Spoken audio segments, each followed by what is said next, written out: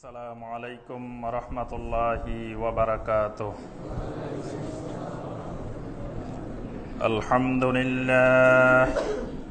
আলহামদুলিল্লাহি নাহমাদুহু ওয়া নাস্তাঈনুহু ওয়া নাস্তাগফিরুহু ওয়া নাউযু বিল্লাহি মিন শুরুরি আনফুসিনা ওয়া মিন সাইয়্যিআতি আ'মালিনা।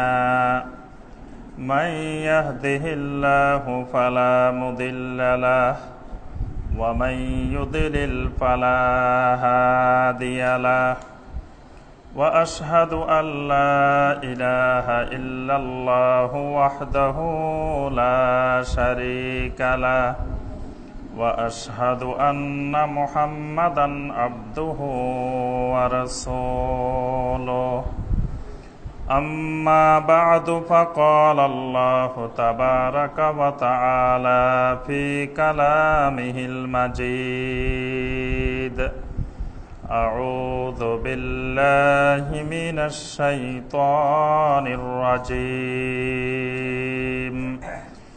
بسم الله الرحمن الرحيم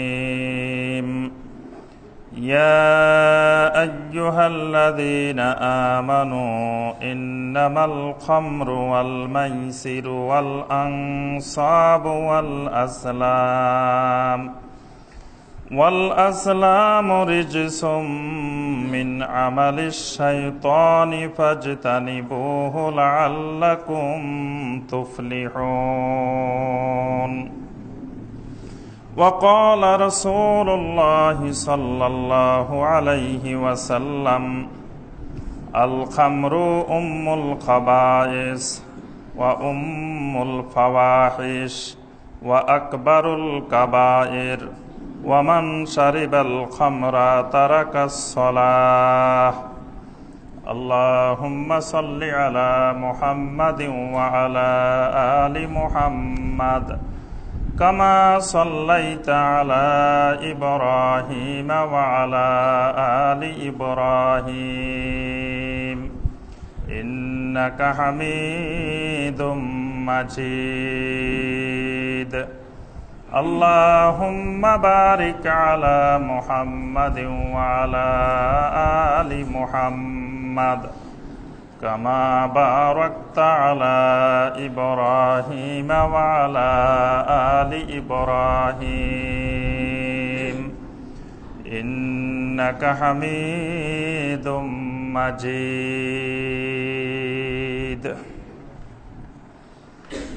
সম্মানিত উলামায়ে কেরাম, সম্মানিত মুরব্বিয়ানে আযম, দিনদার মুসলিম ভাইয়েরা, আল্লাহ সুবহানাহু ওয়া তাআলার দরবারে কোটি কোটি শুকরিয়া যে আল্লাহ রাব্বুল আলামিন আমাদেরকে 1437 হিজরি সনের 18 রবিউল আউয়াল তারিখ রবিউল সানি তারিখে সলাতুল জুমুআ আদায় এবং খুতবাতুল জুমুআ শোনার উদ্দেশ্যে আল্লাহ রাব্বুল আলামিনের পবিত্র ঘর মসজিদে উপস্থিত হওয়ার পরে কোরআনে কারীম এবং হাদিস নববী সাল্লাল্লাহু আলাইহি ওয়াসাল্লাম থেকে আল্লাহ রাব্বুল আলামিনের দ্বীন সম্পর্কে কিছু কথাবার্তা বলার এবং শোনার তৌফিক দিয়েছেন, সেই রাব্বুল আলামিনের শুকর আদায় করি। সকলে বলে আলহামদুলিল্লাহ।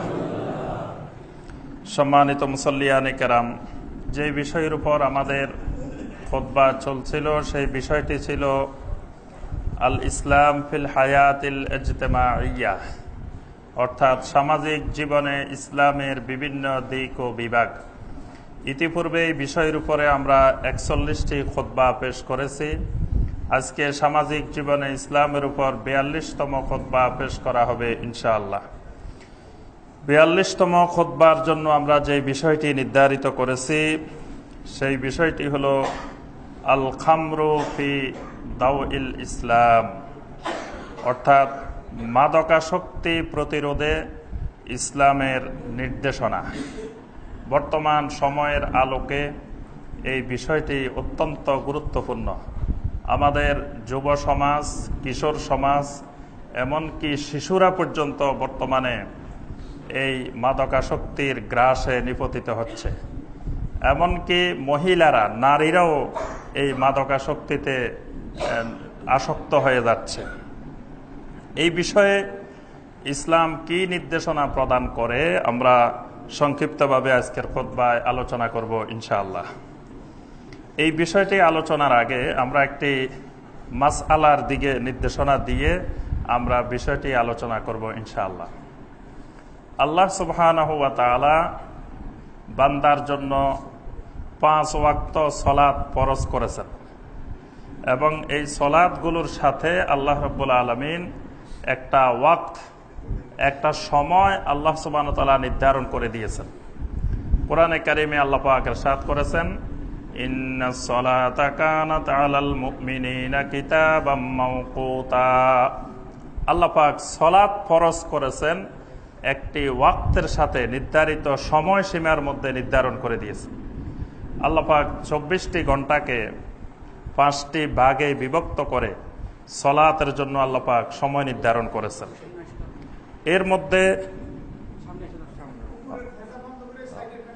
এর মধ্যে কিছু বিষয় আছে, কিছু সময় আছে যে সময়গুলোতে আল্লাহ পাক সালাত আদায় করাকে নিষেধ করেছেন। আবার কিছু সময় আছে আওকাতে মাকরুহাত, কিছু হলো আওকাতে মুহাররামাত, কিছু আছে আওকাতে মাকরুহাত। 3টি সময় আওকাতে মুহাররামাত, অর্থাৎ এই 3টি সময়ে সালাত আদায় করা হারাম। এই 3টি সময় সালাত আদায় করা নিষেধ। একটি হলো যখন সূর্য উদিত হয়, আরেকটি হলো যখন সূর্য অস্ত যায়, আরেকটি হলো যখন সূর্য ঠিক মাথার উপরে আসে। এই 3টি সময় নিষেধের ব্যাপারে নবী সাল্লাল্লাহু আলাইহি ওয়াসাল্লাম ব্যাখ্যাও দিয়েছেন। যে নবী সাল্লাল্লাহু আলাইহি ওয়াসাল্লাম বলছেন, ইন্নাশ শায়তানা বাইনা ইজা শামসু তলাআত হিনা কানা শায়তানু বাইনা কারনাই শায়তান আও কামা ক্বালা রাসূলুল্লাহ আলাইহিস সালাম। নবী সাল্লাল্লাহু আলাইহি ওয়াসাল্লাম বলছেন, যখন সূর্য উদিত হয় তখন শয়তান তার সামনে দিয়ে 2 শিংকে মেলে রাখে। 2 শিংকে শয়তান এইভাবে সূর্যের সামনে দিয়ে রাখে, দিয়ে বলে যে এখন যারা সালাত আদায় করে তারা আমারই ইবাদত করে। এই জন্য নবী সাল্লাল্লাহু আলাইহি ওয়াসাল্লাম এই সময়টার মধ্যে সালাত আদায় করতে নিষেধ করেছেন। এই সময়টা 3টা সময়। একটা হলো যখন সূর্য উদিত হবে, সূর্য অস্ত যাবে, সূর্য ঠিক মাথার উপরে আসবে। এই সময়টা কখন? সূর্য যখন উদিত হবার একটা সময় দেওয়া থাকে আমাদের ক্যালেন্ডারে, যে সূর্য উদয় এতটা এত মিনিট। এই সূর্য উদয়ের যে সময়টা দেওয়া থাকবে, এই সময়টা থেকে শুরু করে 10 থেকে 12 মিনিট, 10-12 মিনিট এই সময়টা হলো সূর্য উদয়ের সময়। আবার সূর্য ঠিক যখন মাথার উপরে আসে সেই সময়টা হলো যখন জোহরের ওয়াক্ত শুরু হওয়ার একটা সময়সূচি দেওয়া থাকে, যে জোহরের ওয়াক্ত এখান থেকে শুরু, তার আগে 10-12 মিনিট। এখন জোহরের ওয়াক্ত শুরু হয় 12টা 14 মিনিট, তাহলে 14 মিনিটের আগে 10 মিনিট বা 12 মিনিট, তাহলে আপনি 12টা থেকে 12:15 ধরেন। এই সময়টা হলো আওকাতে মুহাররামাত। এরপরে সূর্য অস্ত যাওয়ার সময়, অস্ত যাওয়ার সময় হলো মাগরিবের যে সময় দেওয়া থাকে, সেই সময়ের আগে 10-12 মিনিট। অর্থাৎ কোনো কোনো ক্যালেন্ডারে সূর্য অস্ত দেওয়া থাকে, কোনো কোনো ক্যালেন্ডারে মাগরিবের সময় দেওয়া থাকে। তো মাগরিবের সময় মানে সময় যখন মাগরিবের শুরু হবে তখন থেকে সালাত আদায় করা যাবে, তার আগে 10-12 মিনিট সালাত আদায় করা যাবে না। এই 3টি ওয়াক্ত হলো আওকাতে মুহাররামাত, নিষিদ্ধ ওয়াক্ত, হারাম ওয়াক্ত। আর 2টি ওয়াক্ত আছে আওকাতে মাকরুহাত। এই 2টি হলো সালাতুল ফজরের পরে সূর্য উদিত হওয়া পর্যন্ত, আর সালাতুল আসরের পরে সূর্য অস্ত যাওয়া পর্যন্ত। এই 2টি সময় হলো আওকাতে মাকরুহাত। এই 2টি সময়ের মধ্যে কোনো প্রকারের নফল, মুস্তাহাব বা সুন্নত সালাত আদায় করা মাকরুহ। শুধুমাত্র কাজা সালাত যদি থাকে, সে কাজা সালাত আদায় করা যাবে, কাজা রয়ে গেছে এক ওয়াক্তের। অথবা যদি ওই ওয়াক্তের নির্ধারিত সালাত হয়, ওই ওয়াক্তের সালাত মানে বাহিরের সালাত না, বাহিরের থেকে আনা যাবে না, ওই ওয়াক্তের সালাত, যেমন ফজরের 2 রাকাত সুন্নত, এটা ফজরেরই সালাত, কিন্তু এটা সুন্নত হলো ফরজের আগে পড়া। কিন্তু কোনো কারণে কোনো ব্যক্তি আগে পড়তে পারে নাই, তাহলে সে ইচ্ছা করলে ওয়াক্তের মধ্যেও আদায় করতে পারে। তবে উত্তম হলো ওই সময় আদায় না করে সূর্য ওঠার পরে আদায় করা, কারণ এটা নিয়ে ইখতিলাফি মাসআলা। অনেকে বলছেন যে এটা যেহেতু নবী সাল্লাল্লাহু আলাইহি ওয়াসাল্লাম নিষেধ করেছেন ফরজের পর থেকে সূর্য ওঠা পর্যন্ত, তাহলে এই সময় আদায় না করে এটাকে সূর্য ওঠার পরে আদায় করাটাই উত্তম। তাহলে এই দুটি ওয়াক্ত হলো আওকাত মাকরুহাত, এই দুই সময়ে সালাত আদায় করা মাকরুহ। তবে এখানে একটা ইখতিলাফ আছে, সেই ইখতিলাফটা হলো এটা চার মাযহাবের মধ্যে ইখতিলাফ। আমরা কিন্তু তাকলিদ করি চার মাযহাবের, চার মাযহাব হক মাযহাব। এই ব্যাপারে সারা পৃথিবীর উলামায়ে কেরাম একমত যে মাযহাব পৃথিবীতে অনেকগুলো ছিলেন।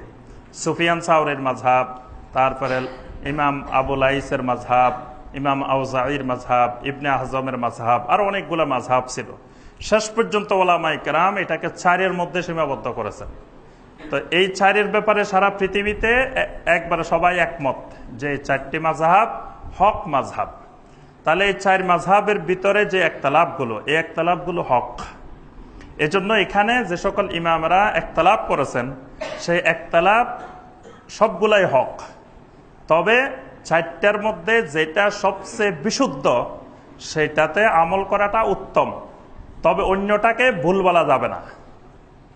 মানে চারটার মধ্যে যে ইজতিহাদটা সবচেয়ে বিশুদ্ধ, যেটা সবচেয়ে বেশি সহিহ হাদিস দ্বারা প্রমাণিত, সেটার আমি ইত্তেবা করব, কিন্তু অন্যটাকে ভুল বলা যাবে না, কারণ চার মাযহাব হক মাযহাব।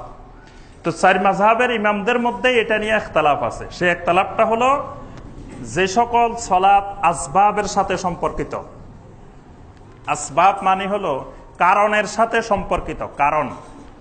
সেই কারণের সাথে সম্পর্কিত সালাতগুলো এই আওকাতে মাকরুহাত এবং আওকাতে মুহাররামাতের মধ্যে আদায় করা যাবে কি যাবে না। কেউ কেউ বলছেন যে এই সালাতগুলো এই সময়ের মধ্যে আদায় করা যাবে না, আবার কেউ কেউ বলছেন যে না, ওইগুলো নবী সাল্লাল্লাহু আলাইহি ওয়াসাল্লামের নিষেধাজ্ঞাটা ওই কারণের সাথে সম্পর্কিত সালাতগুলোর সাথে সম্পৃক্ত হবে না। কারণের সাথে সম্পর্কিত নামাজ কেমন? যেমন তাওয়াফ, সালাতুত তাওয়াফ, এটা বাইতুল্লাহ তাওয়াফের কারণে এই সালাতটা ওয়াজিব হয়। তাওয়াফ না করলে এই সালাতও নাই, তাওয়াফ করলে সালাত আছে 2 রাকাত, এটা তাওয়াফের কারণে ওয়াজিব হয়। ওযুর সাথে 2 রাকাত সালাত আছে, তাহিয়াতুল ওয়াদু, এটা ওযু করলে সুন্নত, না করলে এটা সুন্নত না। তাহিয়াতুল মসজিদ, মসজিদে ঢুকলে, মসজিদে ঢুকার সাথে সম্পর্কিত, এটা আপনি মসজিদে ঢুকলে সুন্নত, বাড়িতে ঘরে ঢুকলে সুন্নত না, এটা ঘরে আদায় করা যায় না। এটা মসজিদের সাথে একটা কারণের সাথে সম্পর্কিত। এইরকম কিছু সালাত আছে যে সালাতগুলো কারণের সাথে সম্পৃক্ত। এই কারণের সাথে সম্পৃক্ত সালাতগুলো আদায় করা যাবে কি যাবে না, এটা নিয়ে ইখতিলাফ আছে।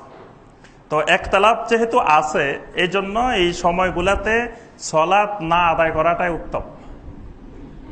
কারণ আল্লাহ পাক তো 24 ঘন্টা সময় দিছে, তা আমি এই সময় যেহেতু এটা এই সময়টার মধ্যে সালাত আদায় করা নিয়ে ইখতিলাফ আছে চার মাযহাবের মধ্যে, তাহলে আমি সারা দিন সময় পাচ্ছি না, ওই সময়গুলোতে কেন এত সালাত আদায় করার জন্য জান প্রাণ দিয়ে ফেলা? এর আগে পরেও তো 24 ঘন্টা সময় আছে, তা আমি এর আগে আদায় করি, না হয় এর পরে আদায় করি। আওকাতে মুহাররামাত আর আওকাতে মাকরুহাতের মধ্যে যাওয়ার আমার দরকারটা কি?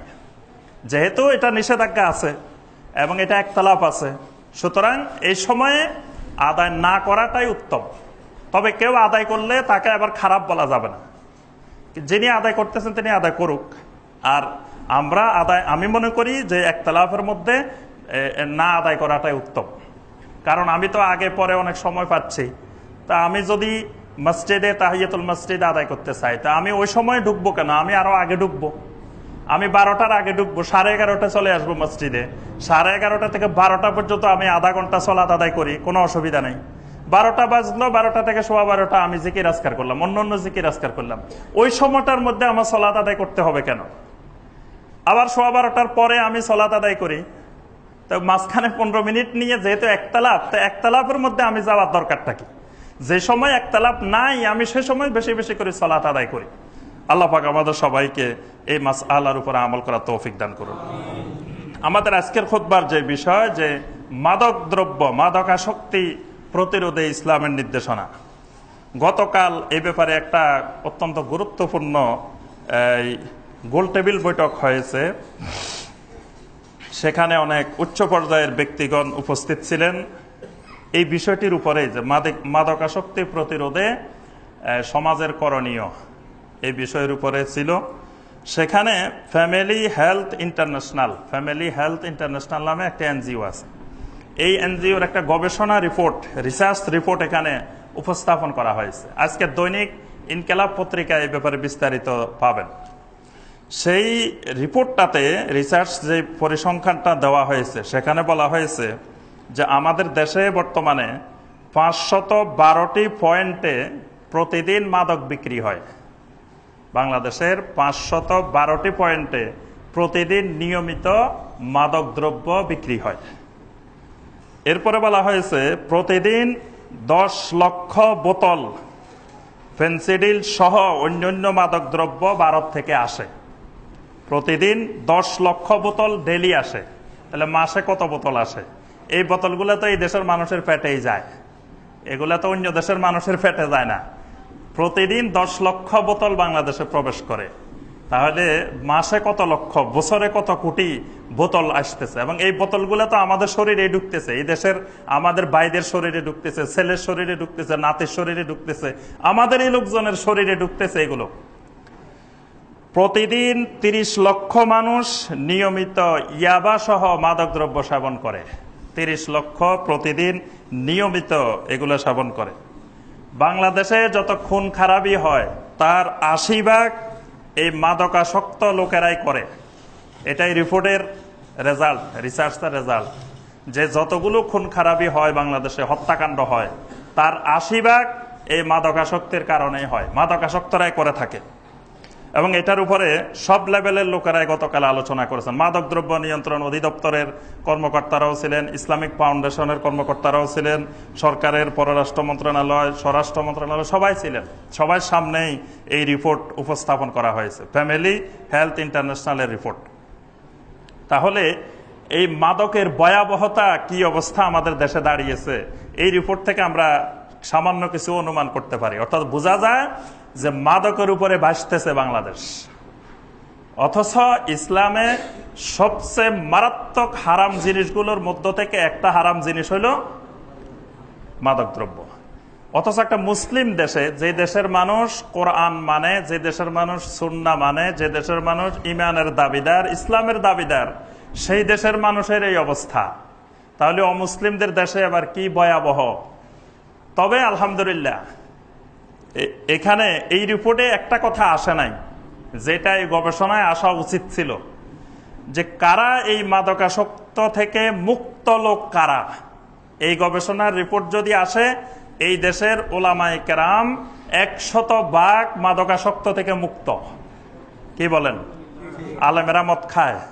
কোন আলেমকে দেখছেন? 2-1টা হয়তো মাঝে মধ্যে সেটা থাকতে পারে, কিন্তু বাংলাদেশের যতগুলো মাদ্রাসা মসজিদের ওলামায়ে কেরাম আছেন, কোন ওলামায়ে কেরাম এই মাদকাসক্ত হয়ে জুমার নামাজে ইমামতি করেন বা নামাজ পড়ান এরকম ইমাম, মুয়াজ্জিন, খাদেম আছে? মাদ্রাসা শিক্ষক আছে? এবং যারা ইসলামকে ভালোবাসে, ইসলাম প্রিয় মানুষ, তারাই এই দেশে মাদকাসক্ত মুক্ত মানুষ, মদের থেকে, মাদকদ্রব্য থেকে মুক্ত মানুষ। তাহলে এই দেশে মাদকদ্রব্য নিয়ন্ত্রণ করতে হলে যারা মাদকদ্রব্য মুক্ত মানুষ তাদেরকে দিয়ে নিয়ন্ত্রণ করতে হবে। যারা নিজেরাই মদ খেয়ে বেহুঁশ হয়ে থাকে তাদেরকে দিয়ে যদি আমরা মাদকদ্রব্য নিয়ন্ত্রণ করতে চাই, তাহলে কি মাদকদ্রব্য নিয়ন্ত্রণ হবে না আরো বাড়বে? এই জন্য এই রিসার্চ রিপোর্টে এটা আসা নাই, এই কথাটা আসা নাই যে এই দেশে কারা এই মাদকদ্রব্য থেকে মুক্ত। আলহামদুলিল্লাহ। তো এদেরকে মুক্ত করছে কোন জিনিস? ইসলাম, কোরআন, সুন্নাহ। এটাই এই মানুষগুলাকে মুক্ত করেছে মদ থেকে। তাহলে মদ দূর করতে হলে মানুষের মধ্যে ইসলামী চিন্তা চেতনা, কোরআন সুন্নাহর চিন্তা চেতনা মানুষের অন্তরে ঢুকাইতে হবে। আইন করে ওই সীমান্ত পাহারা দিয়ে, তারপরে বিভিন্ন জায়গায় পাহারা দিয়ে এগুলা নিয়ন্ত্রণ করা সম্ভব না। এগুলোকে আমাদেরকে দেখায় দেখায় খাবে না, এটা তো লুকায় লুকায় খাবে। তো এগুলো আমি কি প্রত্যেকের ঘরে ঢুকে ঢুকে এটা পাহারা দেওয়া সম্ভব? এটা মানুষের ভিতরে এমন জিনিস জাগায় দিতে হবে যে সে সর্বক্ষণিক মনে করবে যে পুলিশ দেখতেছে না, দুনিয়ার কোন শক্তি দেখতেছে না, গোয়েন্দা দেখতেছে না, ইন্নাল্লাহ মাআনা, আমার আল্লাহ দেখতেছেন এবং আমি মৃত্যুর পরে আল্লাহর কাছে জবাবদিহি করতে হবে। এই চিন্তাটা ভিতরে ঢুকাই দিতে হবে। এইটা যার ভিতরে ঢুকছে তারে যদি আমরা টাকা দিয়েও খাওয়াইতে চাই তাও সে খাবে না। তাকে যদি ফ্রি আনি দিই যে ভাই তোমাকে ফ্রি দিচ্ছি, ধরো 1 বোতল ফেন্সিডিল খাও, সে খাবে না। কারণ হলো তার ভিতরের তাকে পাহারা দিতেছে। ওই বাহিরের পাহারা দিয়ে কিছু করা যায় না, আসল পাহারাটা তৈরি করতে হয় ভিতরের থেকে। আমরা দেখব কোরআনে কারীম আল্লাহ পাক আমাদেরকে এই ব্যাপারে কি নির্দেশনা প্রদান করেছেন। কোরআনে কারীমে আল্লাহ পাক 3টি পর্যায়ে মদের আয়াত নাজিল করেছেন। নবী সাল্লাল্লাহু আলাইহি সাল্লাম যে সমাজে বড় হয়েছেন সেই সমাজটা ছিল ডব্লিউ কিউবের সমাজ। আইয়ামে জাহেলিয়ার আরেক নাম হলো ডব্লিউ কিউব। যারা বীজগণিতের অঙ্ক করছেন তারা জানেন এ কিউব প্লাস বি কিউবের সূত্র। এখানে এই জাহেলি যুগকে বলা হয় ডব্লিউ কিউবের সূত্র, মানে 3 ডব্লিউর সমাজ। এখানে একটা ছিল ওমেন, একটা ছিল ওয়ার, আর একটা ছিল ওয়াইন। 3 ডব্লিউর সমাজ এটা। এখানে মদ, নারী, যুদ্ধ। এখানে ওমেন, ওয়ার, ওয়াইন, 3 ডব্লিউর সমাজ হলো জাহেলি সমাজ। আল্লাহ রসুল সাল্লাল্লাহু আলাইহি সাল্লাম এই 3 ডব্লিউর সমাজে, ডব্লিউ কিউবের সমাজে জন্মগ্রহণ করছেন, বড় হয়েছেন, কিন্তু কখনো মাদক দ্রব্য মুখে নিয়ে দেখেন নাই, কোনো জায়গা দিয়ে গ্রহণ করেন নাই। এই সমাজের, অথচ মদের সমাজে বাসতেছিল সেই সমাজ। আল্লাহু আকবার। আল্লাহ রসুল সাল্লাল্লাহু আলাইহি সাল্লাম কখনো মাদক দ্রব্য গ্রহণ করেন নাই।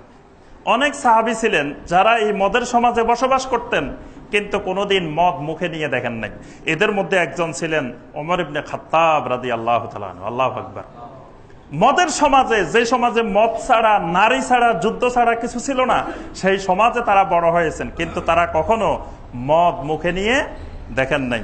যখন সমাজের এই অবস্থা চলতেছিল তখন ওমর রাদিয়াল্লাহু তাআলা আনহু আল্লাহর কাছে দোয়া করেছিলেন, আল্লাহুম্মা বায়্যিন লানা ফিল খামরে বায়ানান শাফিয়া। হে আল্লাহ, মদের ব্যাপারে তুমি আমাদেরকে নির্দিষ্ট ফয়সালা দিয়ে দাও।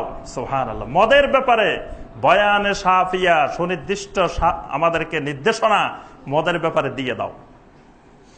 তখন আল্লাহ পাক কোরআনে কারিমে সূরা আল বাকারা 219 নম্বর আয়াত নাজিল করলেন। আয়াত নাজিল করে আল্লাহ পাক বললেন, ইয়াসআলুনাকা আনিল খামরে ওয়াল মাইসির। আপনাকে তারা মদ, মাদক দ্রব্য এবং জুয়া সম্পর্কে জিজ্ঞাসা করে। কুল ফীহিমা ইসমুন কাবীর ওয়া মানাফিউ লিন-নাস। দেখেন, এটা একটা দাওয়াতের পদ্ধতি, দাওয়াতের সুন্নাত। প্রথমেই যদি ডাইরেক্ট বলে দেন এই এখন সিগারেট খাওয়া যাবে না, ছাড়েন, এই লোক সিগারেট ছাড়তে পারবে না। সিগারেট ছাড়াইতে হইলেও এরকম আস্তে আস্তে আস্তে আস্তে, আগে 10টা খাইতেন, 9টায় আনতে হবে, 8টায় আনতে হবে, 3টায় আনতে হবে, এইভাবে আস্তে আস্তে কমাইতে হবে। একজন মানুষের ওজন 120 কেজি, যদি বলেন যে 1 সপ্তাহের মধ্যে আপনি 40 কেজিতে আসতে হবে, তো এই মানুষ তো মরেই যাবে, খাওয়া দাওয়া সব বন্ধ করে দিলে। তাকে আস্তে আস্তে আস্তে আস্তে আনতে হবে। এটা হলো দাওয়াতের কৌশল। তবে এখানে দেখতে হবে যে কোন জিনিসটা তার জন্য বেশি ক্ষতিকর, ওইটা থেকে শুরু করতে হবে। আস্তে আস্তে আস্তে আস্তে তাকে নিচের দিকে আনতে হবে। আল্লাহ পাক দেখেন এখানে কি সুন্দর করে প্রথমে মদ হারাম করেন নাই। প্রথমে আল্লাহ পাক বললেন ফীহিমা ইসমুন কাবীর। এই মদের মধ্যে, মাদক দ্রব্যের মধ্যে, জুয়ার মধ্যে ইসমুন কাবীর, বড় ধরনের ক্ষতি আছে। ওয়া মানাফিউ লিন-নাস, আবার মানুষের জন্য কিছু উপকারও আছে। সুবহানাল্লাহ। মদে উপকারও আছে, সেটাও আল্লাহ পাক বলে দিচ্ছেন। কারণ উপকার না থাকলে মানুষ খায় কেন? সাময়িক কিছু উপকার অবশ্যই আছে, এই জন্যই মানুষ খায়। এই আয়াতে কারিমা থেকে শরীয়তের একটি গুরুত্বপূর্ণ মাসালা, যে যেই জিনিস হারাম সেই জিনিসেই উপকারিতা থাকলেও হারাম। বুঝতে পারছেন? মদে কিন্তু উপকারিতা আছে, কিন্তু আল্লাহ পাক বলছে উপকারিতা থাকলেও হারাম, কারণ তার উপকারিতার চেয়ে ক্ষতিকর। এরপর আল্লাহ পাক বলছেন ওয়া ইসমুহুমা আকবারু মিন নাফিহিমা, তার উপকারিতার চেয়ে তার ক্ষতির দিকটা অনেক বড়, আকবার, অনেক বেশি বড়, অনেক বেশি ক্ষতি এটার মধ্যে উপকারের চেয়ে। যেই ক্ষতি আমরা আর ব্যাখ্যা করার দরকার নাই। এর মধ্যে স্বাস্থ্যগত ক্ষতি, অর্থনৈতিক ক্ষতি, তারপরে পারিবারিক ক্ষতি, তারপরে সামাজিক ক্ষতি, অর্থনৈতিক ক্ষতি, সব ধরনের ক্ষতি এটার সাথে জড়িত আছে। এবং এটার সুফল কুফল আমরা সমাজে সবাই প্র্যাকটিক্যাল বাস্তবেই দেখতেছি। এই আয়াত যখন নাজিল হলো, এখানে কিন্তু আল্লাহ পাক হারাম করলেন না, শুধু একটু ওয়াজ করে দিলেন হালকা করে, যে এটার মধ্যে উপকারও আছে ক্ষতিও আছে, তবে ক্ষতিটা বেশি। এটা কিন্তু আকলমনরা ইশারা বা আসদ, মানে যারা জ্ঞানী মানুষ তাদেরকে একটু ইশারা দিলেই হয়ে যায়। অনেক সাহাবী এই আয়াতে কারিমা নাজিলের পরে ছেড়ে দিছেন, যেহেতু আল্লাহ পাক বলছেন এটার মধ্যে লাভের চেয়ে ক্ষতি বেশি, তা আমি ক্ষতিটা খামু কেন, বাদ। কিন্তু তারপরে অনেক আবার কিছু কিছু সাহাবী ছাড়েন নাই, তারা বলছেন যে আল্লাহ তো হারাম করেন নাই। ওমর রাদিয়াল্লাহু তাআলা আবার আল্লাহর কাছে দোয়া করলেন, আল্লাহুম্মা বাইয়িন লানা ফিল খামরি বায়ানান শাফিয়া, হে আল্লাহ মদের ব্যাপারে আপনি সুস্পষ্ট ফয়সালা দিয়ে দেন। মানে ওমরের মনে মনে চাচ্ছিল যে এটা হারাম হয়ে যাক, তা আল্লাহ পাক হারাম করে না। এই জন্য ওমর রাদিয়াল্লাহু তাআলা আবার দোয়া করলেন, আল্লাহুম্মা বাইয়িন লানা ফিল খামরি বায়ানান শাফিয়া, হে আল্লাহ মদের ব্যাপারে সুস্পষ্ট ফয়সালা দিয়ে দেন। এখন এর মধ্যে একটা ঘটনা ঘটে গেল। একদিন সবাই মাগরিবের সালাতে দাঁড়াইলো, দাঁড়ানোর মধ্যে এটার রাওয়ায়াত ভিন্ন ভিন্ন আছে, অনেক সাহাবীর নাম আসছে, যে আলী রাদিয়াল্লাহু তাআলা আনহু কেউ কেউ বলছেন যে তিনি ইমাম হইলেন।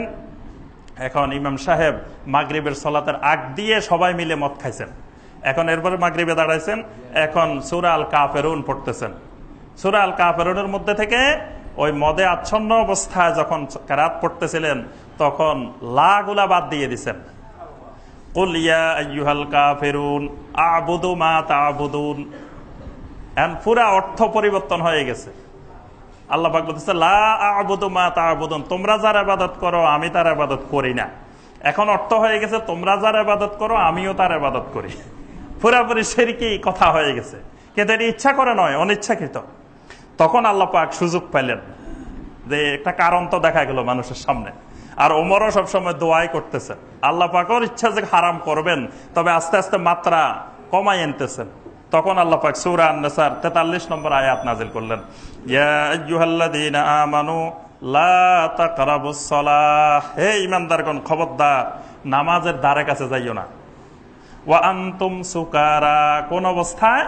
সুকারা অবস্থায়, নেশাগ্রস্ত অবস্থায়। হাত্তা তা'লামু মা তাকুলুন, যতক্ষণ পর্যন্ত না তুমি কি বলতেছ এটা স্পষ্ট তুমি বুঝতেছ, মানে তোমার ওই নেশা কেটে যাওয়া পর্যন্ত তুমি নামাজের কাছে যাইও না। অর্থাৎ এখান থেকে বোঝা গেল যে নামাজের আগে দিয়ে খাওয়া যাবে না, অন্য সময় খাওয়া যাবে। এখানেও আল্লাহ পাক হারাম করলেন না। ওমর রাদিয়াল্লাহু তাআলা দেখলেন যে না, অবস্থা তো এখনো হারাম হয় নাই। আবারও আল্লাহ সুবহানাহু ওয়া তাআলার কাছে দোয়া করলেন, আল্লাহুম্মা বাইয়িন লানা ফিল খামরি বায়ানান শাফিয়া, হে আল্লাহ তোমার আসমানি ফয়সালা দিয়ে দাও মদের ব্যাপারে।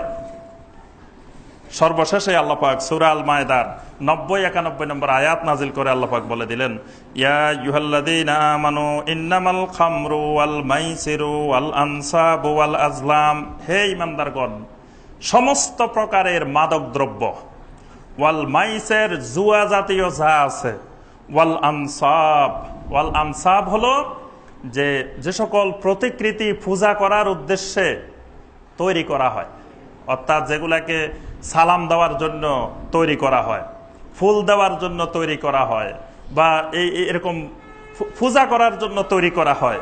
ওয়াল আজলাম, ভাগ্য নির্ধারণী তীর, মানে জাহেলি যুগে ভাগ্য নির্ধারণ করতে তীর মেরে মেরে। আল্লাহ পাক বলেন এই সব কাজগুলো রিজসুন, এগুলা সব নাফাকি কাজ। এক নম্বর আল্লাহ বলেন রিজসুন, এগুলা নাফাক, মিন আমালিশ শয়তান। দুই নম্বর হলো এগুলা আমলুশ শয়তান, এগুলো শয়তানের আমল, শয়তানের কাজ। তাহলে মাদক দ্রব্য এটা কোনো মানুষের কাজ না, এটা আমালিশ শয়তান, শয়তানের কাজ। আল্লাহ পাক বলেন ফাজতানিবু, খবরদার তোমরা এটা ছেড়ে দাও, এটা থেকে বিরত থাকো। লাআল্লাকুম তুফলিহুন, যদি বিরত হতে পারো তাহলে সেই সমাজ সফল হবে, সেই মানুষ সফল হবে। যে সমাজ মাদক মুক্ত হবে সেই সমাজ সফল সমাজ হবে। আর যে সমাজের যুবকেরা তরুণেরা মাদকে ডুবে থাকবো সেই সমাজ ধ্বংস হয়ে যাবে। ইন্নামা ইউরিদু শাইতানু আন ইউকিয়া বাইনাকুমুল আদাওয়াতা ওয়াল বাগদা ফিল খামরি ওয়াল মাইসির। এরপর আল্লাহ পাক এই মাদকদের জুয়ার অপকারিতা বর্ণনা করলেন। আল্লাহ পাক বললেন এই মদ আর জুয়ার মাধ্যমে মানুষের পরস্পরের মধ্যে হিংসা, বিদ্বেষ, ঝগড়াঝাটি তৈরি হয়। ওয়াইয়াসুদ্দাকুম আন যিকরিল্লাহ, আর এটা তোমাদেরকে আল্লাহর জিকির থেকে গাফেল করে দেয়। ওয়া আনিস সালাত, সালাত থেকেও গাফেল করে। এজন্য দেখবেন যে যত বেশি মাদক আসক্ত সে সালাত থেকে তত দূরে, আল্লাহর ইবাদত থেকে তত দূরে সরে যায়। আল্লাহ পাক বলেন ফাহাল আনতুম মুনতাহুন, আল্লাহ পাক এখানে কিন্তু হারাম শব্দটা উচ্চারণ করেন নাই, বলছেন যে এটা আমালুর শয়তান, এটা নাপাক, এটা থেকে বিরত থাকো, এটার এই ক্ষতি। এরপরে লাস্টের বাক্যটা এসে আল্লাহ বললেন ফাহাল আনতুম মুনতাহুন, হে ঈমানদাররা এবার কি তোমরা এটা ছেড়ে দিবা না? আল্লাহর কথাটা দেখেন কত সুন্দর করে আল্লাহ বলছেন ফাহাল আনতুম মুনতাহুন, এবার কি তোমরা এটা থেকে বিরত থাকবা না? তখন ওমর রাদিয়াল্লাহু তাআলা চিৎকার দিয়ে বলে উঠছিলেন এনতাহাইনা এনতাহাইনা, আল্লাহ আমরা এটা থেকে বিরত হয়ে গেলাম, বিরত হয়ে গেলাম। সুবহানাল্লাহ। তখন এই আয়াতে কারিমা নাজিলের সাথে সাথে সাহাবায়ে কেরাম যারা শুনছেন সর্বপ্রথম সবাই চতুর্দিকে দৌড় দিলেন, দৌড় দিয়ে বললেন যে আল্লাহ পাক আয়াত নাজিল করেছেন ফাহাল আনতুম মুনতাহুন, ছেড়ে দাও। কোন কোন সাহাবী তখন মাত্র খেয়েছেন, তারা ভিতরে হাত ঢুকায়ে বমি করে সব ফেলে দিয়েছেন। অনেক সাহাবীর মদের দোকান ছিল, দোকান থেকে সব মদ এনে ভেঙ্গে সুরে শেষ করে দিয়েছেন। সাথে সাথে ফাহাল আনতুম মুনতাহুন, আল্লাহ বললেন ফাহাল আনতুম মুনতাহুন, সাহাবায়ে কেরাম বললেন এনতাহাইনা এনতাহাইনা। এটা হলো ঈমানের পরিচয়। ঈমান বলে এটাকে। আল্লাহ বলবেন ছেড়ে দিবা না, বান্দা বলবে ছেড়ে দিলাম, এটার নাম ঈমান। কিন্তু আমরা বলি যে সাদমু আরো কয়দিন পরে, সাদমু মানে ছাড়তে রাজি আছে, কেউ কিন্তু না ছাড়তে রাজি নেই, এরকম মানুষ মুমিন নেই। সবাই রাজি, তবে কয়দিন পরে। এই কয়দিন পরে হলো মুনাফিকের লক্ষণ, ফাসিকের লক্ষণ। আর এখনই ছেড়ে দিলাম, এটা হলো ঈমানের লক্ষণ। এই জন্য আল্লাহ পাক আমাদেরকে বলছেন আমিনু কামা আমানান নাস, ঈমান আনো সাহাবীদের মতো ঈমান। এই সাহাবীদের ঈমান হলো এটা, যা আল্লাহ বললেন ফাহাল আনতুম মুনতাহুন, সাহাবীরা সাথে সাথে বলে ফেলেন এনতাহাইনা।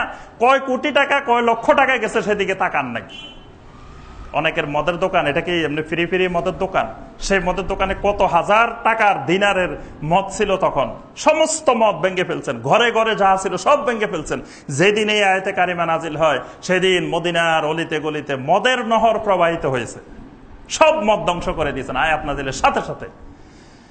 তাহলে আমরা এই আয়াতে কারিমাগুলা থেকে বুঝতে পারি যে আল্লাহ পাক মদকে কেমন দৃষ্টিতে দেখেন এবং আমাদের জন্য এটাকে হারাম করেছেন। এবার আমরা দেখি নবী সাল্লাল্লাহু আলাইহি ওয়াসাল্লামের কয়েকটি হাদিস। তবারানির হাদিস, নবী সাল্লাল্লাহু আলাইহি ওয়াসাল্লাম বলেন আল খামার উম্মুল খাবায়েস, আল খামার উম্মুল খাবায়েস। নবী সাল্লাল্লাহু আলাইহি ওয়াসাল্লাম বলেন সমস্ত মাদক দ্রব্য উম্মুল খাবায়েস। এটা খালি খাবায়েস না, এটা উম্মুল খাবায়েস, মানে যত খবিসাত আছে, নাপাকি আছে, সব নাপাকির মূল হইল এই মাদক দ্রব্য। কারণ এটা একসাথে অনেকগুলা জিনিসকে রিলেটেড। মদ যে পান করবে সে শুধু মদ পান করবে না, সেই সাথে অনেক কাজ করবে। ইফটিজিং করবে, রাস্তায় দাঁড়া দাঁড়ায় মেয়েদেরকে উত্তক্ত করবে, জানা বেবিচার অশ্লীলতা ছড়াবে, চুরি ডাকাতি রাহাজানি, মদের টাকা না পাইলে মায়ের গলা থেকে স্বর্ণ টেনে চেন টেনে নিয়ে চলে যাবে, সমাজে বিভিন্ন রকমের অপকর্ম দুষ্কৃতি ঘটাবে। এই জন্য আল্লাহ নবী সাল্লাল্লাহু আলাইহি ওয়াসাল্লাম বলতেছেন আল খামার উম্মুল খাবায়েস। এটা খালি খাবায়েস না, এটা উম্মুল খাবায়েস। খাবায়েস অনেকগুলা আছে, তার মধ্যে সিগারেটও একটা খাবায়েস। কারণ খাবায়েস চেনার আলামত আমরা এর আগেও বলছিলাম যে যে জিনিস মানুষ বাথরুমে খায় সেটাই খাবায়েস। প্রস্রাব করতেছে, খাইতেছে, পায়খানা করতেছে, খাইতেছে, টয়লেটের ভিতরে গেলে এগুলার গোড়া পাওয়া যায়। তাহলে মানুষ ভাত কখনো টয়লেটে ঢুকে খায় না, আপেল কমলা ফল ফলাদি বাথরুমে ঢুকে খায় না, মাছ মাংস বাথরুমে ঢুকে খায় না। এটা কিন্তু বাথরুমে পাওয়া যায়, এটার ধ্বংসাবশেষ গোড়াটাকেও আমরা বাথরুমে গেলে দেখি যে আশেপাশে জমজমাট, তার অর্থ এখানে বসে বসে খাইছে। তো এখানে যে জিনিস খায় সেই জিনিস হলো খাবায়েস। এই জন্য আপনাদেরকে বলছিলাম যে মদিনাতে মসজিদে নববীর টয়লেট গুলার বাইরে দিয়ে লেখা আছে যে এখানে তাদখিন হারাম, যে তাদখিন ধূমপান করা হারাম, লিআন্নাহা মিনাল খাবায়েস, কারণ এটা খাবায়েস। কেন খাবায়েস? নিচে দিয়ে আয়াত সহ লেখা আছে বাইরে দিয়ে, যে এখানে বসে টয়লেটে বসে খাবায়েস খায়, এই জন্য এটা খাবায়েস খাবার। তো আল্লাহ পাক নবী সাল্লাল্লাহু আলাইহি ওয়াসাল্লাম বলতেছেন আল খামার উম্মুল খাবায়েস, যত রকমের খাবায়েস আছে তোর মধ্যে সেরা খাবায়েস হলো এই খামার, মাদক দ্রব্য। ওয়া উম্মুল ফাওয়াহিশ, সমস্ত অশ্লীলতার এটা মেন গোড়া। ওয়া আকবারুল কাবায়ের, সকল কবিরা গুনার বড় কবিরা গুনাহ। কারণ এটা একটা কবিরা গুনাহ হয় না, এটার সাথে আরো 10টা কবিরা গুনাহ সংযুক্ত হয়ে যায়। এটার সাথে নারী আসে, এটার সাথে মারামারি আসে, এটার সাথে গীবত আসে, গালিগালাজ আসে, অনেক ধরনের জিনিস এটার সাথে এসে যায়। ওয়ামান শারাবাল খামরা তারাকাস সালাত, নবী সাল্লাল্লাহু আলাইহি ওয়াসাল্লাম বলেন যে ব্যক্তি মাদক দ্রব্য পান করে সে তো সালাত ছেড়ে দেয়। তাহলে সালাত ছেড়ে দিলে তার ঈমানে চলে গেল। আরেকটি হাদিসে নবী সাল্লাল্লাহু আলাইহি ওয়াসাল্লাম বলেন ওয়ালা ইয়াশরাবুল খামরা হিনা ইয়াশরাবুহা ওয়া হুয়া মুমিন, মদ পানকারী যখন মদ পান করে তখন তার ঈমান থাকে না, সে মুমিন থাকে না। আরেকটি হাদিসে নবী সাল্লাল্লাহু আলাইহি ওয়াসাল্লাম বলছেন, মান শারাবাল খামরা ফিদ দুনিয়া ওয়া লাম ইয়াতুব লাম ইয়াশরাবহা ফিল আখিরাহ, যে ব্যক্তি দুনিয়াতে মাদক দ্রব্য পান করে সে আখিরাতে আল্লাহর কাছে কোনো পানীয় পাবে না। দুনিয়াতে যে সকল মদ মাদক দ্রব্য খাবে পান করবে সে আল্লাহর কাছে কোনো পানীয় পাবে না। শারাবান তাহুরা, পবিত্র পবিত্র যে পানীয়গুলো আল্লাহ পাক জান্নাতে রেখেছেন সেগুলোর কোনোটাই সে পাবে না। নবী সাল্লাল্লাহু আলাইহি ওয়াসাল্লাম আরেকটি হাদিসে সহিহ মুসলিমের হাদিসে বলেন, কুল্লু মুসকিরিন খামরুন, যত মুস্কের আছে সব হারাম। মুস্কের মানে যত নেশা তৈরি করে এরকম সব জিনিস হারাম। এরপরে নবী সাল্লাল্লাহু আলাইহি ওয়াসাল্লাম বলেন, যে ব্যক্তি এই মুস্কের মানে নেশাগ্রস্ত জিনিস পান করবে তাকে আল্লাহ পাক তিনাতুল খাবাল পান করাবেন। তিনাতুল খাবাল একটা খাবারের নাম, জাহান্নামের একটা খাবার, এটার নাম হলো তিনাতুল খাবাল। সাহাবায়ে কেরাম জিজ্ঞাসা করলেন, ইয়া রাসূলুল্লাহ সাল্লাল্লাহু আলাইহি ওয়াসাল্লাম তিনাতুল খাবালটা কি? নবী সাল্লাল্লাহু আলাইহি ওয়াসাল্লাম বলেন, আরাকু আহলিন নার, এটা হলো জাহান্নামবাসীদের শরীরের ঘাম, জাহান্নামীদের শরীর থেকে যে ঘাম বের হয়। আও উসারাতু আহলিন নার, অথবা জাহান্নামীদের জোশ, উসারা বলা হয় আরবিতে জুস, জুসের দোকানে লেখা আছে যে এটা উসারাতুত তুফা, এখানে আপেলের জুস পাইবেন। তা আল্লাহ নবী সাল্লাল্লাহু আলাইহি ওয়াসাল্লাম বলতেছেন উসারাতু আহলিন নার, এটা জাহান্নামীদের জুস, মানে জাহান্নামীদের শরীর থেকে যেই ফোড়ার পরে শাস্তির পরে যেই ঘামগুলো বের হবে, যেই ফুসগুলা বের হবে, শরীর থেকে যা বের হবে, এই তরল জিনিসগুলোর নাম হলো তিনাতুল খাবাল। যারা এই মাদক দ্রব্য পান করবে আল্লাহ পাক তাদেরকে এই তিনাতুল খাবাল পান করাবেন। সুনান আন-নাসাইর হাদিস, নবী সাল্লাল্লাহু আলাইহি ওয়াসাল্লাম বলেন, তিন ব্যক্তির দিকে আল্লাহ পাক কিয়ামতের দিন তাকাবেন না। এর মধ্যে এক নম্বর হলো আলা কুলি ওয়ালিদাইহি, মা বাবার নাফরমান সন্তান, যে বেয়াদব, যে ইবলিস, যে শয়তান মা বাবার সাথে নাফরমানি করে, এর দিকে আল্লাহ পাক কিয়ামতের ময়দানে রহমতের দৃষ্টি দিবেন না। ওয়া মুদমিনুল খামরে, যে লোকটা মদ পান করে, মাদক দ্রব্য পান করে। ওয়াল মান্নানু বিমা আতা, কাউকে কোনো কিছু দিয়ে খোটা দেয়। আজকে ভালো লাগছে তাকে একটা হাদিয়া দিছে, কিছু দিছে, কদিন পরে একটু তার সাথে মলমালিন্য হয়েছে, আরে ও তোকে ওই দিন এটা দিছি, ওইটা দিছি, ওইটা দিছি, আজকে আমার সাথে এইরকম আচরণ করলো, খোটা দিয়ে দিল সাথে সাথে। নবী সাল্লাল্লাহু আলাইহি ওয়াসাল্লাম বলেন, এই তিন লোকের দিকে আল্লাহ পাক কিয়ামতের দিন রহমতের দৃষ্টি দিবেন না। এরপর আমরা মাদকাসক্তি সম্পর্কে কয়েকটি মাসালা আলোচনা করে শেষ করব। একটি মাসালা হলো, মাদক দ্রব্য বলতে শুধু মদ না, এটা যত রকমের মাদক দ্রব্য আছে, মানে এটা ভিন্ন ভিন্ন নামে, এটার নাম নবী সাল্লাল্লাহু আলাইহি ওয়াসাল্লাম বলছেন কিয়ামতের আগে মদের নাম আর মদ থাকবে না, এটার অনেক নাম হয়ে যাবে। তখন মানুষ মদ পান করতেছে এই কথা বলবে না, কেউ বলবে যে এই ওই বিভিন্ন কিছু নামে নামকরণ থাকবে। তো নবী সাল্লাল্লাহু আলাইহি ওয়াসাল্লাম বলছেন, সমস্ত চেতনানাশক দ্রব্যাদি, সমস্ত মাদক দ্রব্যই উম্মতের জন্য হারাম, সেটা যেই নামে যেই অবস্থায় হোক। সহিহ বুখারী এবং মুসলিমের হাদিস এবং আহমদ আবু দাউদের মধ্যে এসেছে, নবী সাল্লাল্লাহু আলাইহি ওয়াসাল্লাম বললেন, কুল্লু মুসকিরিন খামরুন ওয়া কুল্লু খামরিন হারাম, কুল্লু মুসকিরিন খামরুন, যে সমস্ত মুস্কের, যত কিছু নেশা তৈরি করে মানুষের, সব খামার, আর সমস্ত খামার হলো হারাম। ওমর ইবনে খাত্তাব রাদিয়াল্লাহু তাআলা আনহু নবী সাল্লাল্লাহু আলাইহি ওয়াসাল্লামের মিম্বারে দাঁড়িয়ে খামারের সংজ্ঞা দিয়েছেন, আল খামরু মা খামার আল আকলা। ওমর ইবনে খাত্তাব সংজ্ঞা দিলেন, আল খামরু মা খামার আল আকলা, যেটা আকলকে, বিবেককে আচ্ছন্ন করে ফেলে সেটাই খামার। এবার সেটা যেই নামেই হোক, যেটা মানুষের আকলকে, বিবেককে আচ্ছন্ন করে, সেই সকল দ্রব্যাদিকে বলা হয় খামার। এটা বেশি পান করা যেমন হারাম, অল্প পান করাও হারাম। কেউ যদি কয় জীবনে তো খাই দেখলাম না, একদিন একটু খাই দেখি, আমরা ছোটবেলায় শুনতাম কয় হারাম জিনিস একবার হইলেও খাইতে হয়। তারপরে একদিন একজন আমাকে বুঝাইতেছে যে তুমি তো জুবিনা কোনোদিন সিনেমা হলে যাও না, একদিন যাই দেখো না, একদিন গেলে গুনাহ হয় না, যে একদিন গেলে যাই দেখে আসলা জিনিসটা যে খারাপ, কি খারাপ দেখে আসলা। আল্লাহ রাসূল সাল্লাল্লাহু আলাইহি ওয়াসাল্লাম ব্যাখ্যা করেছেন যে যেই জিনিস বেশি হারাম এটার সামান্য হারাম। নবী সাল্লাল্লাহু আলাইহি ওয়াসাল্লাম বলেন, মা আসকারা কাসীরুহু ফাকালিলুহু হারাম, যেটা মানুষকে বেশি পান করলে আচ্ছন্ন করে সেটার অল্পও হারাম। কেউ যদি কয় আমি অল্প খাইছি, এটা তো আমার ব্রেনকে আচ্ছন্ন করে নাই, আমি সামান্য খাইলাম, এটা ক্ষতি। কিন্তু নবী সাল্লাল্লাহু আলাইহি ওয়াসাল্লাম বলেন যেটা বেশি পান করলে মানুষকে আচ্ছন্ন করে, নেশাগ্রস্ত করে, ফাকালিলুহু হারাম, এটার অল্প সামান্য হারাম।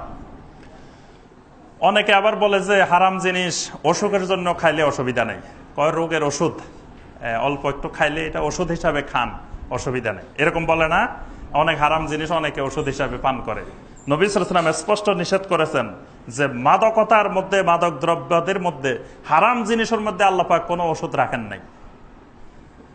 সহিহ মুসলিম এবং আবু দাউদের হাদিস। নবী সাল্লাল্লাহু আলাইহি ওয়াসাল্লাম বলেন ইন্নাহু লাইসা বিদাওয়া ওয়ালাকিন্নাহু দা। একদিন এক সাহাবী এসে বলছেন, ইয়া রাসূলুল্লাহ সাল্লাল্লাহু আলাইহি ওয়াসাল্লাম, আমার অমুক ওষুধ, আমাকে ডাক্তার বলছে একটু মদ পান করলে, এই জিনিসটা পান করলে আমার সুস্থ হয়ে যাবে। নবী সাল্লাল্লাহু আলাইহি ওয়াসাল্লাম বলেন, খবরদার, ইন্নাহু লাইসা বিদাওয়া, এটা দাওয়া না, ওয়ালাকিন্নাহু দা, এটা তো নিজেই রোগ। নবী সাল্লাল্লাহু আলাইহি ওয়াসাল্লাম বলেন এটা তো ওষুধ না, এটা রোগ, এটা তো তোমার রোগ আরো বাড়াবে, এটা তো কোনোদিন কোনো রোগকে প্রতিহত করবে না, এটা তো ওষুধ না, এটা দাওয়া না, এটা নিজেই একটা রোগ। আবু দাউদের হাদিস। নবী সাল্লাল্লাহু আলাইহি ওয়াসাল্লাম বলেন ইন্নাল্লাহা আনজালাদ দা ওয়াদ দাওয়া। নবী সাল্লাল্লাহু আলাইহি ওয়াসাল্লাম বলেন আল্লাহ পাক সমস্ত রোগও পৃথিবীতে আল্লাহ পাক অবতীর্ণ করেন, এটার দাওয়াও, ওষুধও আল্লাহ সুবহানাহু ওয়া তাআলা পৃথিবীতে নাজিল করেন। ফাজআলা লিকুল্লি দাইন দাওয়া, প্রত্যেকটি রোগের জন্য আল্লাহ পাক দাওয়া রেখেছেন, ওষুধ রেখেছেন। ফাতাদাবু ওয়ালা তাদাবু বিহারাম, তোমাদের যখনই কোনো অসুস্থতা অনুভব করবে, ফাতাদাবু, তোমরা চিকিৎসা গ্রহণ করবা, ওষুধ গ্রহণ করবা। ওয়ালা তাতাদাবু বিহারামিন, তবে খবরদার হারাম জিনিস দিয়ে কোনোদিন ওষুধ পান করবা না, হারাম জিনিস দিয়ে চিকিৎসা করবা না। আরেকটি হাদিস সহিহ ইবনে হিব্বানের হাদিস। নবী সাল্লাল্লাহু আলাইহি ওয়াসাল্লাম বলেন ইন্নাল্লাহা লাম ইয়াজআল শিফাআকুম ফীমা হুররিমা আলাইকুম, যে জিনিসকে আল্লাহ পাক হারাম করেছেন সেই হারাম জিনিসের মধ্যে আল্লাহ পাক তোমাদের জন্য শিফা রাখেন নাই, হারাম জিনিসের মধ্যে তোমাদের কোনো শিফা নাই। সুতরাং চিকিৎসা হিসাবে, ওষুধ হিসাবে হারাম জিনিস কখনো তোমাদেরকে পান করা, ব্যবহার করা যাবে না। আরেকটি মাসালা হলো মদের আসরও বসা যাবে না, যে আমি পান করলাম না কিন্তু আশেপাশে সবাই পান করতেছে, তো বললাম যে অসুবিধা কি, এখানে আমি পান করবো না, সবাই খাইলো। অথবা আমি এমন দোকানে চাকরি করলাম যে মানুষের অনেক খাওয়াইলাম, নিজে খাইলাম না, যে অথবা আমি সেখানে বসে রইলাম, বা যেই অনুষ্ঠানে মদ পরিবেশন করা হচ্ছে সেরকম অনুষ্ঠানে আমি যোগদান করলাম, এটা সম্পূর্ণ হারাম, সবগুলাই হারাম। এ ব্যাপারে আল্লাহ পাক কোরআনে কারিমের আয়াত নাজিল করেছেন, সূরা আন-নিসার 140 নম্বর আয়াত, ফালা তাকউদু মাআহুম হাত্তা ইয়াখুদু ফি হাদিসিন গায়রি ইন্নাকুম মিজাম মিসলুহুম, খবরদার তাদের সাথে তোমরা কখনো বসিও না, যদি বসো তোমরাও তাদের মতো হয়ে যাবা। মানে যারা মদ পান করতেছে তোমার সামনে বসে বসে, তারা যেমন গুনাহগার হচ্ছে, তুমি ওখানে বসে থাকার অর্থ হলে তুমি সেটাকে সাপোর্ট দিচ্ছ, তুমিও সেটার সমান অংশীদার হয়ে যাচ্ছ। মুসনাদ ইমাম আহমদের হাদিস। নবী সাল্লাল্লাহু আলাইহি ওয়াসাল্লাম বলেন মান কানা ইউমিনু বিল্লাহি ওয়াল ইয়াউমিল আখির ফালা ইয়াকুদু আলা মাইদাতিন তাদারু আলাইহাল খামার। নবী সাল্লাল্লাহু আলাইহি ওয়াসাল্লাম বলেন যে ব্যক্তি আল্লাহ এবং আখিরাতের উপর ঈমান এনেছে সেই যেন কখনো ওইরকম দস্তরখানে, ওইরকম টেবিলে না বসে, তাদারু আলাইহাল খামরু, যেখানে মদ পরিবেশন করা হচ্ছে, মদ পরিবেশন করা হচ্ছে এইরকম জায়গায় যেন সে কখনো না বসে। এই জন্য আমরা দেখেছি যে এর আগে একটা ঘটনা ঘটছিল ফ্রান্সের একটা রাষ্ট্রীয় প্রোগ্রামে, ইরানের যখন প্রেসিডেন্ট ছিল আয়াতুল্লাহ হাশেমি রাফসানজানি, তখন তিনি বলছিলেন যে আমি যেই অনুষ্ঠানে যাব সেখানে মদ পরিবেশন করা যাবে না। তারা বলছিল যে আমরা, এটা আমাদের রাষ্ট্রীয় ঐতিহ্য, দিতেই হবে মদ, আমরা পরিবেশন করব, আপনি খাবেন না, আপনি না খাইলে কোনো অসুবিধা নেই, কিন্তু আমরা দিতে হবে, না দিলে রাষ্ট্রীয় ঐতিহ্য লঙ্ঘন হবে, আপনি রাষ্ট্রীয় অতিথি। উনি বলছে অতিথি তো পছন্দ করতেছি না, তা আপনি দিবেন কেন? লাস্টে এই শুধু মদ পরিবেশন নিয়ে উনি ওনার ফ্রান্স সফর বাতিল করেছিলেন, যে যেখানে মদ পরিবেশন করা হবে সেই প্রোগ্রামেও যোগ দেওয়া হারাম, সেখানে যাওয়া যাবে না। এরপরে মাদক দ্রব্যের ব্যবসা, বর্তমানে আমরা শুনি যে ছোট ছোট বাচ্চারাও নাকি এটার ব্যবসা করে। যে একদিন পুলিশ এসে আমাদের এই এলাকা থেকে একটা ছোট্ট বাচ্চাকে ধরে নিল, তো সবাই জিজ্ঞাসা করলাম কি হয়েছে, বললেন যে এই বাচ্চা মদের ব্যবসা করে, মাত্র 3-4 পড়ে, সেইটাও এখন মাদক দ্রব্যের ব্যবসা আরম্ভ করে দিয়েছে। তাহলে বোঝা যায় সে নিজেও মাদক দ্রব্য গ্রহণ করে, অন্যদের কাছেও গ্রহণ করে, বিভিন্ন উপায়ে এটার ব্যবসার সাথে অনেক মানুষ জড়িত। আমরা ওই যে গবেষণার রিপোর্ট বললাম না, প্রতিদিন 10 লক্ষ বোতল আসে, তো এই 10 লক্ষ কাদের মাধ্যমে আসে? লোকজনই তো নিয়ে আসে। আবার 30 লক্ষ মানুষ নিয়মিত পান করে, নিয়মিত খায়। তাহলে এই 10 লক্ষ বোতল ডেলি আসতেছে, ডেলি আমাদের ভিতরে ঢুকতেছে। আরো বিভিন্ন উপায়ে ঢুকতেছে, ইনজেকশনের মাধ্যমে ঢুকতেছে, বিভিন্ন খাদ্যদ্রব্যের মাধ্যমে ঢুকতেছে। এই ব্যবসার সাথে যারা জড়িত থাকবে সকলের উপরে আল্লাহ এবং আল্লাহ রসুলের লানত। ইবনে মাজা এবং তিরমিজির হাদিস, আল্লাহ রসুল সাল্লাল্লাহু আলাইহি ওয়াসাল্লাম বলেন, মদের সাথে সম্পৃক্ত 10 শ্রেণীর লোকের উপরে আল্লাহ লানত। আসরাহা ওয়া মুতাসরাহা, যারা এই মদ তৈরি করে, তৈরির জন্য সরঞ্জামাদি সংগ্রহ করে, এটা যারা পান করে, এটা যারা বহন করে, এটা যারা পরিবেশন করে, এটা যারা বিক্রি করে, এটার মূল্য যারা খায়, এটা বিক্রি যারা কিনে দেয়, আরেকজনকে কিনার জন্য সহযোগিতা করে, এই সকল প্রকার লোকের উপরে আল্লাহর লানত। অর্থাৎ এই লানতের হকদার শুধু যিনি পান করতেছে তিনি না, তার সাথে সম্পৃক্ত এটা উৎপাদন থেকে শুরু করে পানকারী পর্যন্ত, পৌঁছা পর্যন্ত, মাঝখানে যতজন এটার সাথে সম্পৃক্ত, আল্লাহ রাসূল সাল্লাল্লাহু আলাইহি ওয়াসাল্লাম বলেন সবার উপরে আল্লাহ লানত। এজন্য আল্লাহ পাক সূরা আল মায়েদার 2 নম্বর আয়াতে বলছেন, ওয়া তাআওয়ানু আলাল বিররি ওয়াত তাকওয়া ওয়া লা তাআওয়ানু আলাল ইসমি ওয়াল উদওয়ান। খবরদার তোমরা পাপ এবং সীমা লঙ্ঘনের কাজে একজন আরেকজনকে সহযোগিতা করিও না। এজন্য হয়তো দেখা গেছে আমরা কিচ্ছু করলাম না, কিন্তু আমার জায়গার মধ্যে বসে খাইতেছে, এখানে আমার উপরে আল্লাহ লানত। কারণ আমার জায়গায় তাদেরকে খাইতে দিলাম কেন? আমাদের ঢাকা শহরে এখন পরিত্যক্ত যে বিল্ডিং গুলা, ভবনগুলা, অথবা যেখানে নতুন বিল্ডিং কনস্ট্রাকশনের কাজ চলতেছে, এগুলা হলো মদের কেন্দ্রস্থল। এগুলার মধ্যে সবসময় আড্ডা চলে এবং এর মধ্যে মদ পরিবেশন হয়, মদ, গাঁজা, ইয়াবা বিভিন্ন ধরনের জিনিস পরিবেশন হচ্ছে। এখন আমার বাড়ি তৈরি হচ্ছে, আমার বাড়িতে এগুলো দিচ্ছি কেন? এটার জন্য আমিও অপরাধী। মদের শাস্তি কি? মদের শরীর একটি শাস্তি আছে, এটা হুদুদ আছে, হুদুদযোগ্য এটা অপরাধ, এটা ফৌজদারি অপরাধ। আল্লাহ রাসূল সাল্লাল্লাহু আলাইহি ওয়াসাল্লাম আবু দাউদের হাদিসে বলছেন যে, মান শারাবাল খামরা ফাজলিদু ফাইনা আদা ফাজলিদু ফাইনা আদা ফাজলিদু ফাইনা আদা ফাকতুলু। অনেক সাহাবীর মত ছিল যে মদ পানকারের শাস্তি হলো হত্যা করা। কারণ নবী সাল্লাল্লাহু আলাইহি ওয়াসাল্লাম বলছেন, এই হাদিসকে তারা দলিল দিয়েছেন, নবী সাল্লাল্লাহু আলাইহি ওয়াসাল্লাম বলছেন, কেউ যদি প্রথমবার মদ খায় ফাজলিদুহু, তাকে 40 বেত্রাঘাত করো, তারপরেও যদি খায় আবার 40 বেত্রাঘাত করো, তারপরেও যদি খায় আবার বেত্রাঘাত করো, চতুর্থবার যদি খায় ফাকতুলুহু, তোমরা তাকে হত্যা করো। এটা হত্যাযোগ্য অপরাধ যে 4 বার মদ পান করলে। ওমর রাদিয়াল্লাহু তাআলা আনহুর সময় এসে ওমর রাদিয়াল্লাহু তাআলা আনহু সাহাবায়ে কেরামের সাথে পরামর্শ করলেন যে এটা শাস্তি কি হবে। তখন আব্দুর রহমান ইবনে আউফ রাদিয়াল্লাহু তাআলা আনহু পরামর্শ দিলেন, আখাফুল হুদুদে সামানুন। আব্দুর রহমান ইবনে আউফ রাদিয়াল্লাহু তাআলা আনহু বললেন যে এটা সর্বনিম্ন হুদুদ হবে 80 বেত্রাঘাত। তখন ওমর রাদিয়াল্লাহু তাআলা আনহু এই পরামর্শটা গ্রহণ করেছেন যে কেউ যদি মদ পান করতে ধরা পড়ে, প্রমাণিত হয়, তাহলে 80 বেত্রাঘাত করা হবে। এটা হলো একবারে সর্বনিম্ন, আখাফুল হুদুদ, সর্বনিম্ন শাস্তি। এজন্য সম্মানিত ভাইরা, আমরা আর আলোচনা দীর্ঘায়িত করব না। বর্তমানে এই বিষয়টি আমাদের সামনে খুবই গুরুত্বপূর্ণ। আমরা এখন আমাদের ছেলে মেয়েদেরকে স্কুল, কলেজ, ইউনিভার্সিটিতে পাঠাই দিয়ে নিশ্চিন্তে আমরা ঘরে বসে থাকি। আমার ছেলে মেয়ে কোথায় যাচ্ছে, কোথায় কার সাথে মিশতেছে, কোথায় বসে ইয়াবা পান করতেছে, কোথায় বসে ফেন্সিডিল খাইতেছে, কোথায় বসে আড্ডা দিতেছে, এগুলোর কোনো খোঁজ খবর রাখি না মা বাপেরা। একেবারে উদাসীন মা বাপ। এটার জন্য বাচ্চাদের চেয়ে, সন্তানের চেয়ে মা বাপ বেশি দায়ী। এই জন্য আমি মনে করি ওই 80 বেত্রাঘাত মা বাপকে আগে দেওয়া দরকার, বা সন্তানের দেওয়ার আগে মা বাপকে 80 বেত্রাঘাত দেওয়া দরকার। তোমাকে আল্লাহ পাক সন্তান দিছে, তুমি সন্তানকে এইভাবে ছেড়ে দিলে কেন? এদেরকে দেখাশোনা করা, এদের নৈতিক চরিত্র গঠন করা তোমার উপরে ফরজ। কিন্তু দেখা যায় মা বাবা কোনো খবর রাখে না। আমরা রাস্তাঘাটে প্রতিদিন দেখি কিছু ছেলে মেয়ে, রাত্রেও দেখি রাস্তায়, সকালেও দেখি রাস্তায়, দুপুরেও দেখি রাস্তায়। এগুলোর কি মা বাপ নাই সমাজে? মা বাপকে কোনো খোঁজ খবর নেয় না যে এরা কোথায় থাকে, কোথায় যাচ্ছে, কি করতেছে? স্কুলের ড্রেস গায়ে দিয়ে এসে মদ পান করতেছে, ইয়াবা খাইতেছে, আমরা রাস্তায় অহরহ দেখতেছি। এগুলো যে স্কুলে গেল তো মা বাবা খবর নিবে না স্কুলে গেছে কিনা, ঠিক মতো স্কুল থেকে আসতেছে কিনা, বা কোথায় বন্ধু বান্ধবদের সাথে বসে এগুলা করতেছে, কোনো খোঁজ খবর নাই। মানে ছেড়ে দিছে, বাস আল্লাহর ওয়াস্তে চলে যাচ্ছে, কোথায় কি করতেছে কোনো খবর নাই। এই জন্য এই সমাজ অধপতনের জন্য আমরা মা বাবারাই দায়ী, বেশি দায়ী। এই জন্য মা বাবাদেরকে এই ব্যাপারে সচেতন হইতে হবে। আর আমরা যারা যুবক, তরুণ, কিশোর আছি, এইটা আমাদের ভবিষ্যৎ ধ্বংস করে দিবে।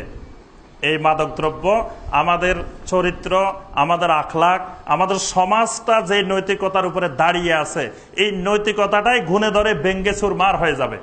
যদি এই সমাজের কিশোর, যুবক, তরুণ এরকম মাদকাসক্তির মধ্যে নিমজ্জিত হয়ে যায়।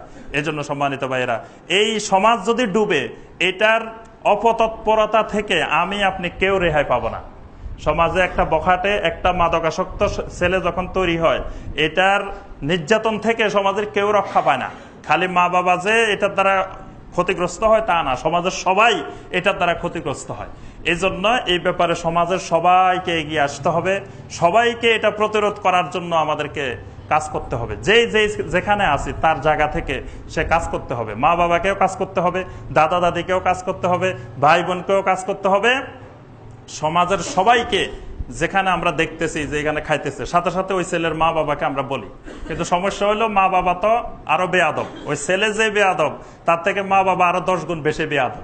মা বাবাকে যখন যাই বলা হয় যে আপনার ছেলেকে দেখলাম এখানে বখাটে ছেলেদের সাথে আড্ডা দিতেছে, হ্যাঁ তুমি আমার ছেলেকে খারাপ বললে কেন, আমার ছেলে তো ফেরেশতা। মানে মা বাবা মনে করে যে তার ছেলে ফেরেশতা, তার ছেলে এখানে বসে মদ খাইতেছে, স্পষ্ট দেখতেছে।